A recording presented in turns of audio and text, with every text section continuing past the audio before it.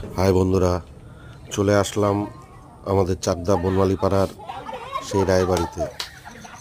এই জমিদার বাড়ি নিয়ে অনেক গল্প আছে, অনেক ইউটিউবার অনেকে অনেক গল্প হয়তো আপনাদেরকে বলতে পারে, কিন্তু দিনের বেলায় এই বাড়িটার পরিবেশটা তো দেখতেই পাচ্ছেন দিনের বেলা কীরকম হতে পারে। আর রাত্রে ঠিক ততটাই উল্টো পরিবেশের মধ্যে থাকে। আর এখনও অনেক অজানা রহস্য এই বাড়িতে, অনেক আজব ঘটনা আছে যা আপনাদেরকে বলে বোঝাতে পারবো না।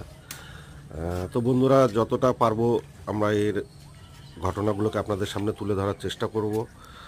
তো দয়া করে বন্ধুরা আমাদের এই চ্যানেলটিকে ফলো করবেন এবং শেয়ার করবেন, আর আমাদের সঙ্গে থাকুন। আগামীতে রায়বাড়ির অনেক অলৌকিক ঘটনা আপনাদের সামনে আমরা তুলে ধরতে চলেছি।